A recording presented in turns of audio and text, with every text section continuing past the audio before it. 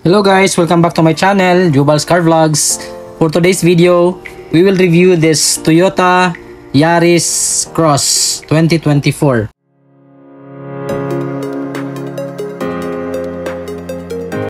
Alright, so for the dimension and weight of this vehicle, it has an overall dimension of 4,310 mm by 1,770 by 1,615 mm. So that is based on the length, height, and width of the this vehicle.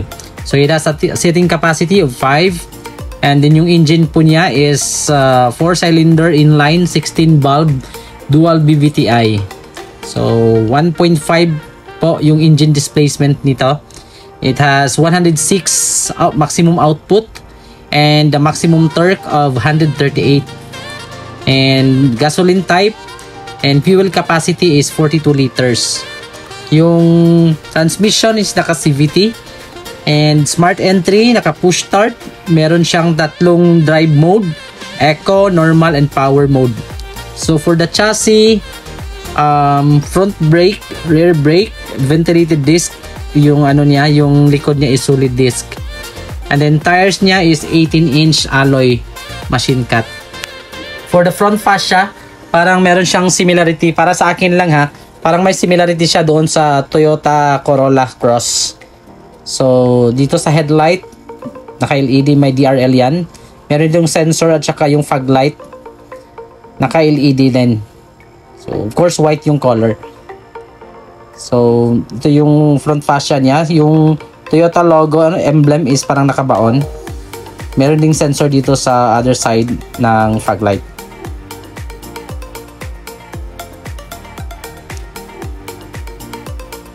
Okay, this is actually the top of the line. It's a combination of white and black yung roof ng color. Okay.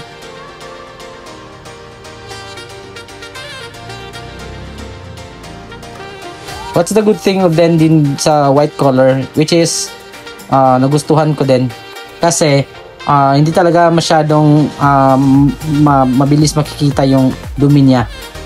Okay, so sa front brake, naka-ventilated disc brake tayo. So dito naka 360 yung camera, tapos may signal repeater. Yung side mirror naka body color. So naka black dito, connected yan sa roof. Naka-black. Okay. May roof rail, tapos naka-shark fin yung antenna. Okay, smart entry tayo. Body color yung handle. So this is actually the pearl white, combination of pearl white. Sa likod, naka-solid disc brake.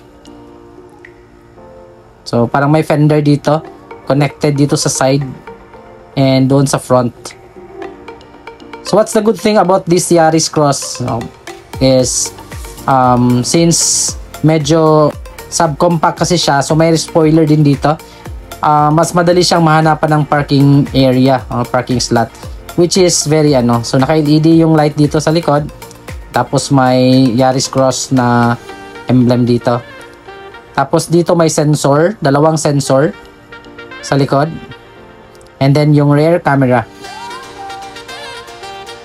So this is actually good for those people na parang nasawa na din sa malalaking sasakyan. May third brake light kasi na subcompact siya, so mas madali siyang yung pag-handle ng car.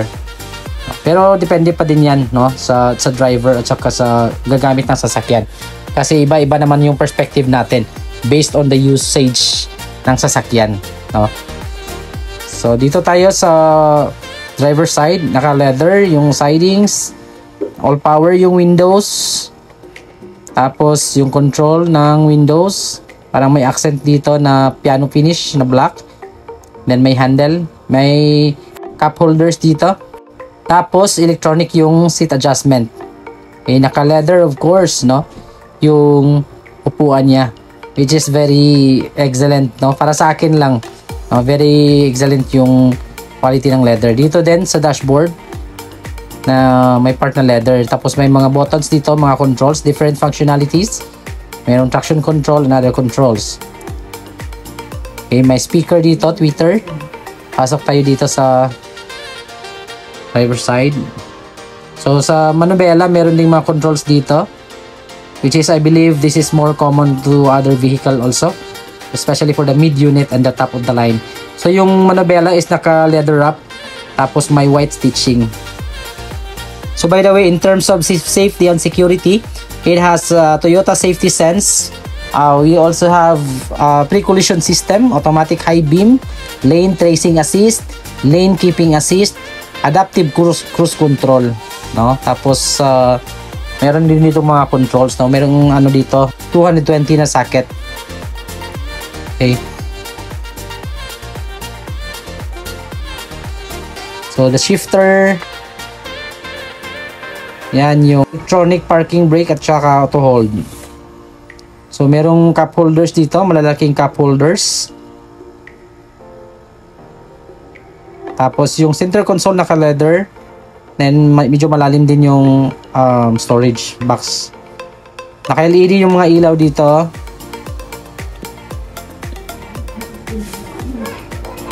Tapos yung cabin design niya is naka black, no, especially yung roof naka black, which is good para hindi masyadong madaling madumihan, hindi makikita yung dumi. And then ito yung button ng sunroof, meron pala tong sunroof. So may light dito, may mirror. Same din dito sa passenger side, meron ding light at saka mirror. So the good thing here guys is yung leather ng yung leather niya napaka executive, no? Meron siyang combination ng blue stitching, parang ambient, light ambient. Of course, meron ditong holder, center mirror. Yan yung camera. Tapos dito sa passenger side, on the other side, naka piano finish. Ayan. So medyo ano lang, if you're a big family, medyo alanganin lang yung Yaris Cross kasi again, this is only a 5-seater. This is only good for small family, no? Or yung ano din niya, yung legroom din niya is medyo okay naman. So you can adjust naman, merong pocket dito. Pero if you are a maximum of 5 in the family, so merong vents dito sa aircon. Tapos medyo wala kayong space sa parking, then this is the best option, no, for you to get this vehicle para hindi ka problema sa parking kasi medyo ano lang siya, maikli lang as compared to other vehicle. So you have actually different options, no, if you'll be talking about the length of the vehicle kasi meron din namang ibang variant or versions ng Toyota na mas maikli pa din dito, like katulad ng Wigo at saka Raze. Pero it's your own perspective pa din kung ano yung gusto mong kunin.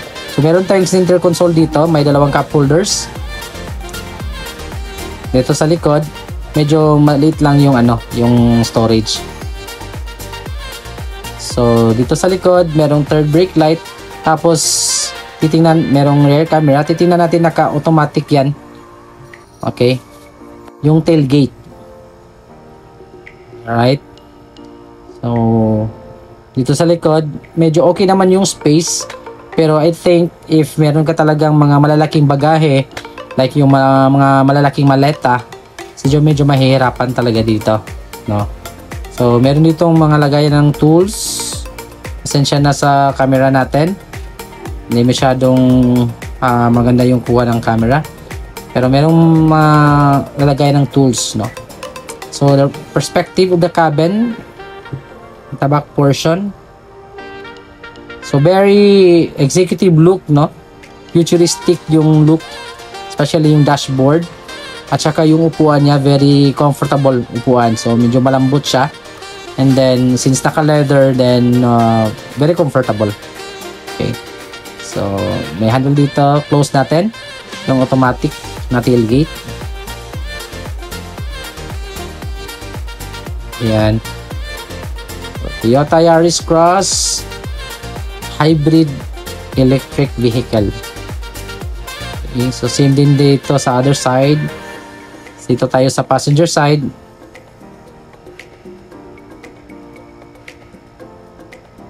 Alright, naka-leather. Tapos may design dito. May cup holder.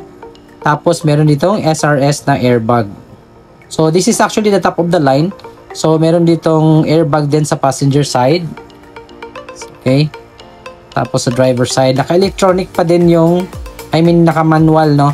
Naka-manual yung adjustment ng upuan. May SRS airbag dito sa passenger. Yung adjustment ng upuan sa passenger side is manual lang. So yung driver side lang yung electronic. Sa likod, sa other side, same pa din, merong cup holder.